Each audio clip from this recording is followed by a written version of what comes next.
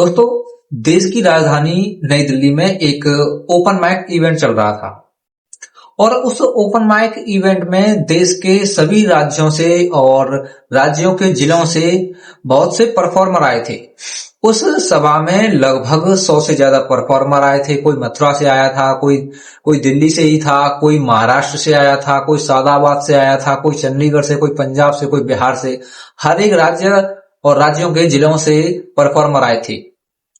लगभग 150 परफॉर्मर आए थे और 500 से 600 की संख्या में व्यूअर थे जो उन्हें सुनने के लिए, जो उन्हें देखने के लिए पहुंचे थे। जो परफॉर्मर था उसकी फीस 500 रुपए रखी गई थी उसकी रजिस्ट्रेशन के लिए, क्योंकि दोस्तों अगर फ्री में हो जाता है तो हर एक बंदा अप्लाई कर देता है, तो 500 रुपए फीस रखी गई थी। उन्हीं 150 परफॉर्मरों में से एक मुकेश नाम का व्यक्ति था जिसकी उम्र थी 25 साल और वो एक शायर था। शायरी पढ़ने के लिए आया हुआ था। वो शायरी ऐसी कहता था कि समा बांध देता था, देश के ऊपर लिखता था, प्यार भरोसा के ऊपर लिखता था, दोस्तों के ऊपर लिखता था। मतलब उसने कोई भी ऐसा क्षेत्र नहीं छोड़ा था जिसके ऊपर वो शायरियां ना लिखता हो। दोस्तों, ओपन माइक था, उसमें केवल यही नहीं था कि शायरी थे, डांसर भी आए हुए थे, सिंगर भी आए हुए थे। मतलब हर एक कैटेगरी के परफॉर्मर जो थे वो आए हुए थे। लेकिन उस सभा में जो सबसे ज्यादा सुर्खियां बटोरी थी वो बटोरी थी मुकेश ने।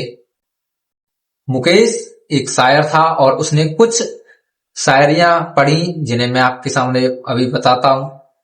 उसने एक शायरी पढ़ी कि दिखावा प्यार का करके जख्मों को क्यों टटोलती हो, तरस नहीं आता तुम्हें मेरी इस बेबसी पर, तरस नहीं आता तुम्हें मेरी इस बेबसी पर, वफा के नाम पर रोज नया जहर क्यों घोलती हो, और जब मारना है तो मार दो ना, और जब मारना है तो मार दो ना, इस दिल के साथ क्यों खेलती हो।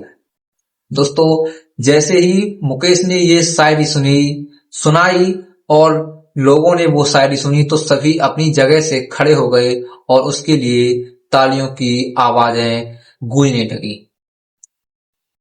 दोस्तों, मुकेश ने कई शायरियां पढ़ी, एक के बाद एक शायरी उसने पढ़ी कि तुम अपनी खूबसूरती पर क्यों इतना इतराती हो, बात बात पर अपनी हैसियत क्यों जताती हो, जाओ किसी और को दिखाना ये नखरे अपने, जाओ किसी और को दिखाना ये नखरे अपने, तुम मेरी नजरों से गिर चुकी हो, अब तुम मुझे बहुत छोटी नजर आती हो, बहुत छोटी नजर आती हो। दोस्तों, इस शायरी को सुनने के बाद में जितने भी दर्शक थे उसे चाहने वाले थे और ज्यादा उसे प्यार करते हैं, उसे दुलार करते हैं। दोस्तों, एक परफॉर्मर और आई थी जिसका नाम था वंशिका शर्मा। वंशिका जो थी वो भी गजलें कहा करती थी, गजलें सुनाया करती थी। जब वंशिका ने उस ओपन माइक स्टेज पर मुकेश को देखा तो उसकी आंखें भर आईं। दोस्तों, मुकेश को देखने के बाद उसकी आंखें इसीलिए नहीं भर आई थी क्योंकि मुकेश ने अच्छी अच्छी लाइनें कही थी, शायरियों में पिरोई थी, बल्कि इसीलिए उसकी आंखें भर आई थी क्योंकि मुकेश उसके लिए कोई अनजान नहीं था। मुकेश उसका तलाकशुदा पति था। जी हां दोस्तों, मुकेश उसका तलाकशुदा पति था जिससे 6 महीने पहले ही तलाक हुआ था किसी अनबन के कारण। दोस्तों, मुकेश वहां से आ जाता है और अपनी परफॉर्मेंस को सुनाने के बाद में जब अपनी सीट पर बैठता है तो उसके बाद में अगला नंबर जो होता है वो होता है वंशिका शर्मा का। वंशिका शर्मा का नाम जैसे ही बुलाया जाता है, जैसे ही पुकारा जाता है तो मुकेश की भी आंखें भर आती हैं वंशिका शर्मा के नाम को सुनने के बाद में। वंशिका के नाम को सुनने के बाद में वंशिका स्टेज पर पहुंचती है और फिर अपनी शायरी सुनाना शुरू करती है, गजलें सुनाना शुरू करती है। वंशिका जो थी वो देशभक्ति में ज्यादा विश्वास रखती थी, देशभक्ति प्रेम करती थी, तो वो देशभक्ति के ऊपर एक शायरी सुनाती है और उस शायरी को सुनने के बाद में पूरी जो भी जनसभा थी वो खुशी से लहर उठती है, झूम उठती है। दोस्तों उसकी पंक्तियां कुछ इस प्रकार थी। वो शायराना अंदाज में कहती है कि नेता बन बैठे हैं सरकार, इन्हें समझ आना चाहिए। नेता बन बैठे हैं सरकार, इन्हें समझ आना चाहिए। संविधान अंबेडकर जी का है, जनता ही सरकार होनी चाहिए। समोसा, वंदे भारत जैसे मुद्दे उठाने से बेहतर है जो नेता देश हित में मुद्दे ना उठा सके उसे गद्दी छोड़ देनी चाहिए, उसे गद्दी छोड़ देनी चाहिए। दोस्तों जैसे ही ये शायरी वंशिका शर्मा सुनाती है तो सुनने के बाद में जितने भी लोग थे वो सभी अपनी जगह से खड़े होकर के दोनों हाथ ऊपर करके तालियां बजाना शुरू कर देते हैं। दोस्तों ये शायरी आज के समय के जो भी नेता अपने आप को सरकार समझ बैठे हैं, खुद को ही सिस्टम समझ बैठे हैं, उनके लिए करारा जवाब था।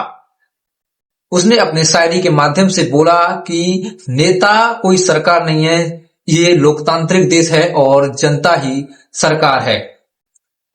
दोस्तों जैसे ही परफॉर्मेंस वंशिका की खड़ी हुई तो सबसे ज्यादा जो मायूस था, जो ख्वाबों में खोया हुआ था, वो था मुकेश। वंशिका भी अपनी परफॉर्मेंस को दिखाने के बाद में अपनी सीट पर आकर के बैठ जाती है। दोस्तों एक के बाद में एक करके वहां पर जितने भी परफॉर्मर आए थे वो सभी अपनी अपनी परफॉर्मेंस को दिखाते हैं। कोई डांस करता है, कोई सिंगिंग करता है, तो कोई कॉमेडी स्टैंड अप कॉमेडी करता है। मतलब हर एक कैटेगरी के लोग वहां आए थे और सभी अपनी अपनी कैटेगरी के हिसाब से अपने अपने टैलेंट को दिखाते हैं। शाम के लगभग 4 बज जाते हैं। 4 बजे के आसपास जो शो था वो खत्म हो जाता है, जितना जो ओपन माइक था वो खत्म हो जाता है और सबको, परफॉर्मर को, सभी को उनके हिसाब से ही उन्हें इनाम दिया जाता है। जो फर्स्ट प्राइज मिलता है वो मिलता है मुकेश को, क्योंकि मुकेश की शायरी ऐसी थी जो कि समा बांध देती थी, जिन्होंने सभा में समा बांध दिया था। और दूसरा जो प्राइज दिया जाता है वो प्राइज दिया जाता है वंशिका शर्मा को। दोस्तों इसके बाद में दोनों की फोटो ली जाती है। जब दोनों को प्राइज दिया जाता है तो दोनों एक दूसरे को देखकर एक दूसरे के लिए बहुत ही ज्यादा खुश होते हैं और सबसे ज्यादा खुश होती है वंशिका शर्मा अपने तलाकशुदा पति मुकेश को प्राइज लेते देख करके। दोस्तों मुकेश और वंशिका दोनों एक दूसरे से बातचीत करते हैं, दोनों की आंखें नम हो जाती हैं। दोस्तों इन दोनों का जो तलाक का कारण था उसे हम आइए कुछ पास्ट में जाकर के समझते हैं। वंशिका और जो मुकेश था वो कॉलेज टाइम में से ही एक दूसरे को पसंद करते थे और दोनों एक दूसरे से ही शादी करना चाहते थे, लेकिन दोनों अलग अलग कास्ट से थे, जाति से थे। तो इनके माता पिता इनकी शादियां कराने से मना करते हैं, लेकिन ये फिर भी लव मैरिज कर लेते हैं।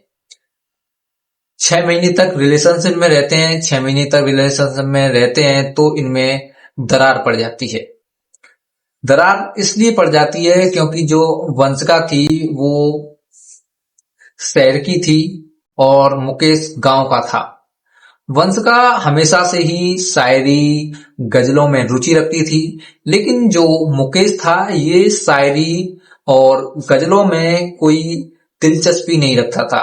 ये गांव का सीधा साधा किसान बनना चाहता था। इसका केवल एक ही काम था कि अपने खेतों पर जाना और खेतों से अपनी जो जानवर थे, गाय, भैंस, बछड़ा, सभी के लिए चारा लेकर के आना, उनका दूध दोहना, उन्हें खिलाना।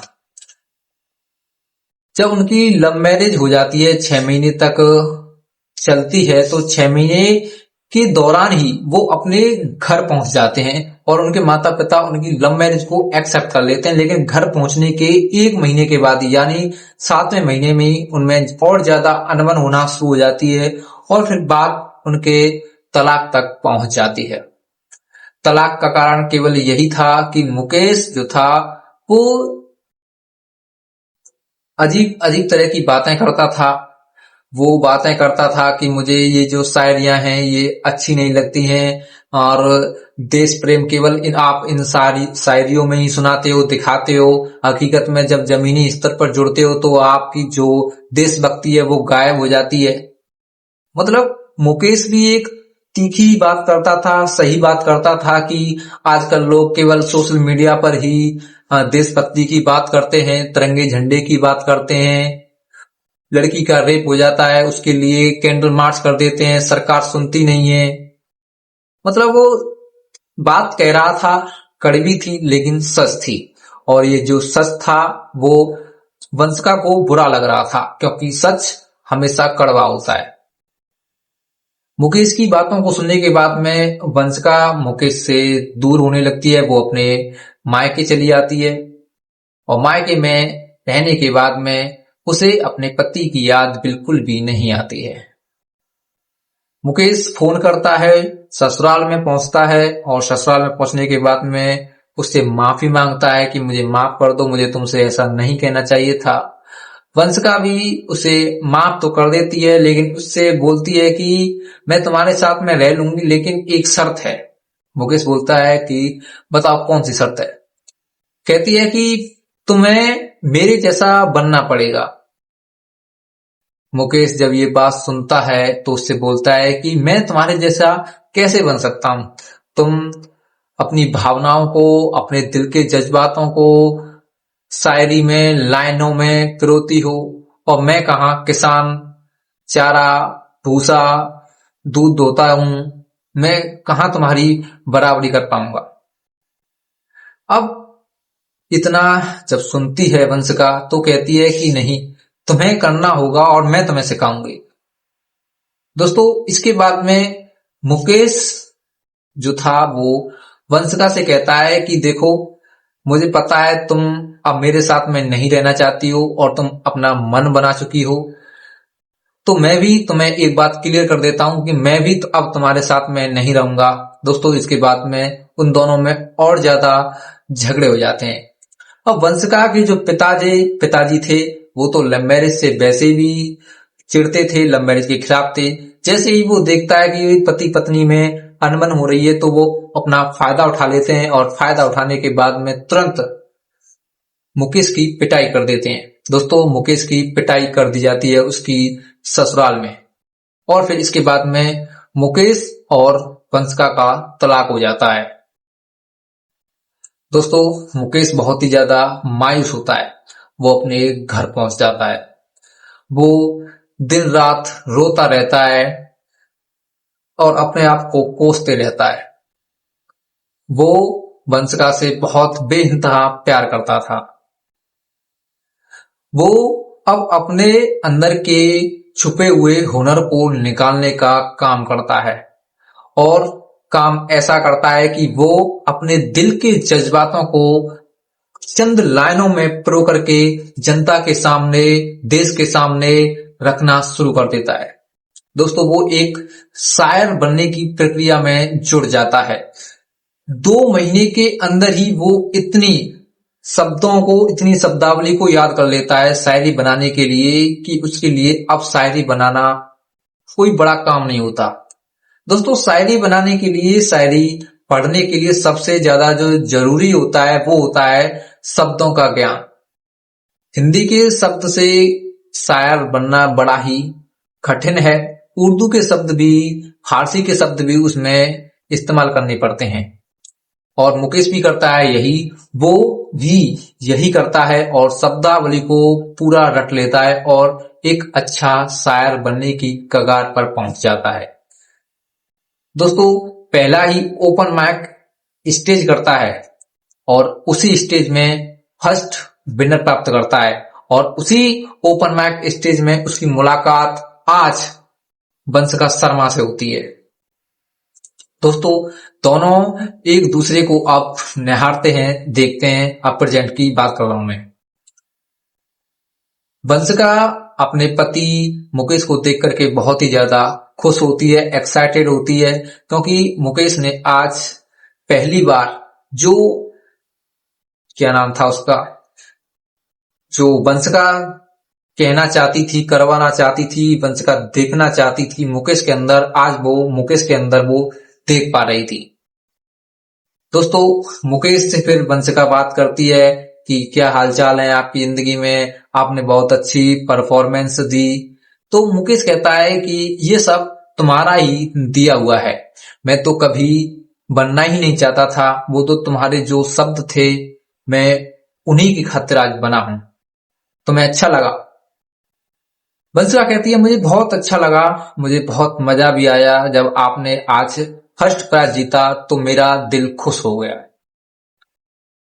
दोस्तों, एक कोना जो दिल का था मुकेश का वो हंस रहा था क्योंकि आज उसकी पत्नी उसके सामने थी, लेकिन एक कोने में कहीं दर्द छिपा हुआ था।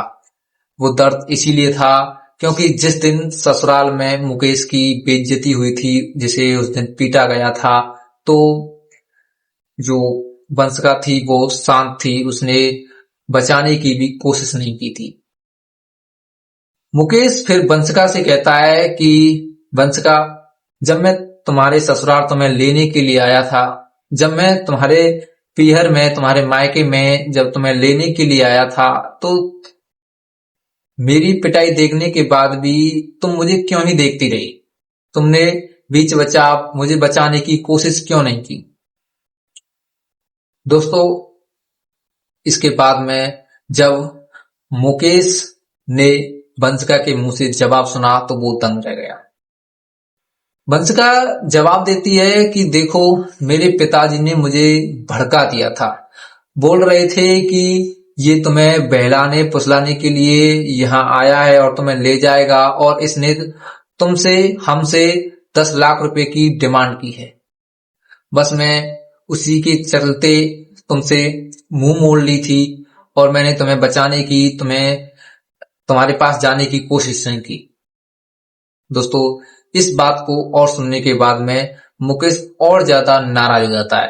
कहता है कि तुमने मेरे ऊपर 1% भी विश्वास नहीं किया। अगर तुमने उस दिन मेरे ऊपर 1% विश्वास किया होता तो आज हमारा रिश्ता और कहीं अच्छा होता।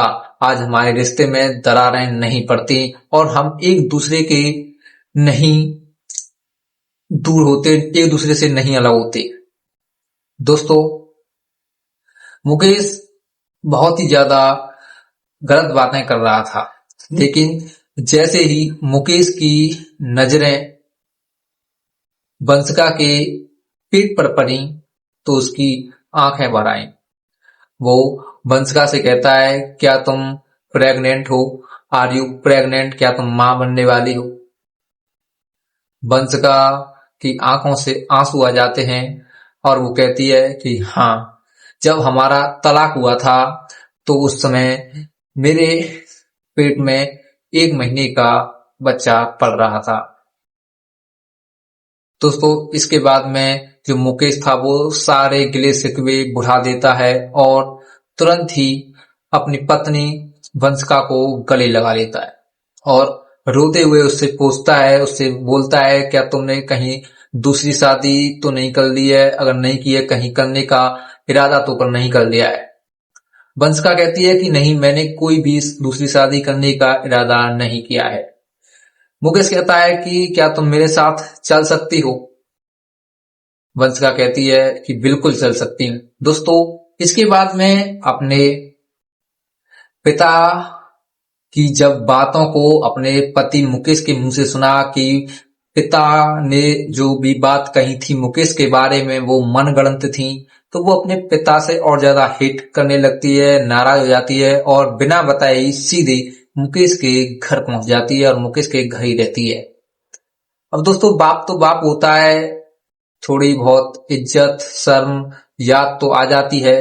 तो जो वंशिका थी वो अपने पिता को बता देती है कि मैं ऐसे ऐसे अपने पति के घर आ गई हूं और जो तलाक था वो अब हम तलाक में नहीं है, हम अब रिलेशनशिप में हैं। दोस्तों, 2 महीने बाद में एक प्यारा सा छोटा सा मुकेश जन्म लेता है। तो दोस्तों, ये थी कहानी आज की हमारी। कैसी लगी ये कहानी? कमेंट बॉक्स में अपनी राय जरूर लिखें, जिससे कि मुझे पता चल सके कि आप हमारी कहानियों को किस तरह से सुनते हैं, क्योंकि कमेंट वही लोग करते हैं जो कहानियों को दिल से सुनते हैं। तो दोस्तों, ये कहानी कैसी लगी अपनी राय कमेंट बॉक्स में जरूर लिखें। दोस्तों, इस कहानी को सुनाने का उद्देश्य मेरा किसी की भावनाओं को आहत करने का नहीं है, ठेस पहुंचाने का नहीं है, बल्कि मेरा उद्देश्य ये है कि कहानियों के माध्यम से कुछ सीखा जाए कि हमें जीवन में किस तरह की गलतियां नहीं करनी चाहिए और किन तरह की गलतियों से बड़ा नुकसान हो सकता है। दोस्तों, इस कहानी के द्वारा मैं आप सभी से केवल यही कहना चाहूंगा कि किसी भी रिश्ते को आगे बढ़ाने के लिए, किसी भी रिश्ते को मजबूत करने के लिए जो भरोसा है वो बहुत ही ज्यादा जरूरी है। जिस रिश्ते में भरोसा नहीं होता है वो रिश्ता बहुत जल्दी टूट जाया करता है।